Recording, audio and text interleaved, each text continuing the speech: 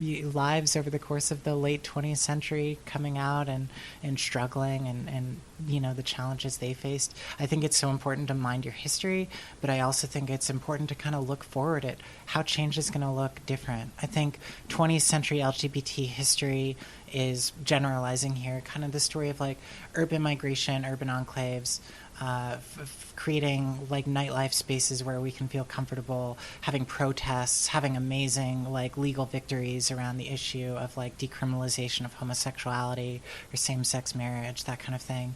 I think the fight, while we've made tremendous strides, is in a way kind of more difficult from here because it has to happen at such a micro level. It's got to happen now within families, within faith groups. Like, a lot of us were kind of like, had distance put between us and our families and our faith groups exactly to survive. Exactly. And now people have to kind of work on that, chip away at it, erode some of that long-standing bias to get where we need to go to get over that finish line finally.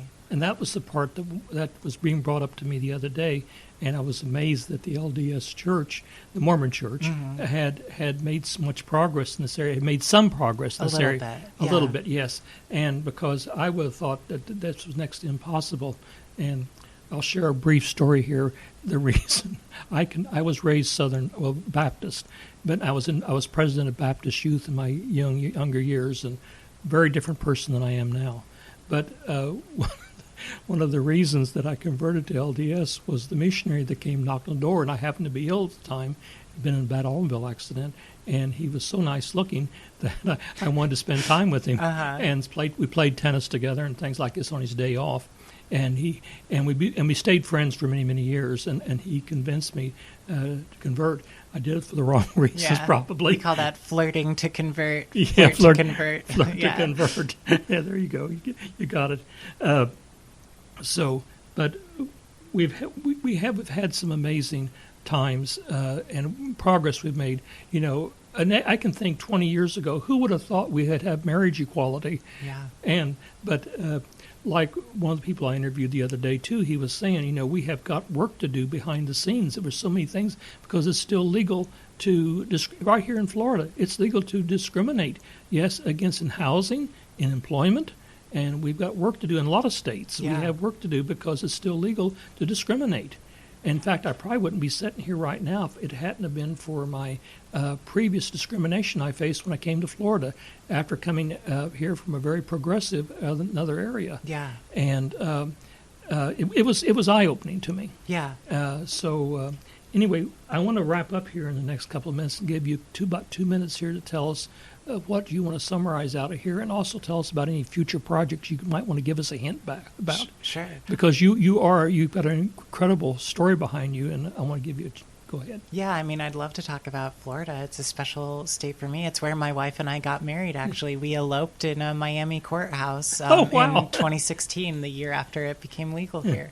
But there's so many LGBT Floridians. There are almost 800,000 LGBT people living in Florida, and yet there's no statewide LGBT non-discrimination protections. And worse yet, we still have this god-awful conversion therapies going on here. It's what's one of our top issues we want to get thrown away. But what we've been seeing, and I've covered this previously, is in the absence of those statewide protections, so many Florida municipalities have passed their own conversion therapy protections. And that, to me, is kind of a uniquely red state LGBT ethos, is people don't sit on their hands in a red state. They say, oh, the state legislature isn't getting this done, well, we'll get it done at the local level. People really intensely motivated to make that work and that progress happen however we can while we wait for some of those bigger dominoes to fall over. In terms of kind of what's next for me, I have another book coming out probably sometime next year. I can't talk about it so much yet. Oh, it's undercover. Okay. More so that I haven't made it public yet, I guess. But it'll be an audiobook, I can say that. And then I'm just kind of looking for what's next, and probably another nonfiction book. Samantha, it's been so good having you here today, and I'm thrilled to have been able to interview you and talk with you about your past here. and your work that you're doing, and it's really thrilling. Do you have any last second thoughts you want to give us? Thank you for having me, and thank you, Floridians, for being proud of Florida. I love this state. Thank you, thank you, thank you. Okay, this is Steve Ryan with Society Bites Radio and for Coastal Progressive Rainbow Forum signing off now. Thank you so much. Thank you.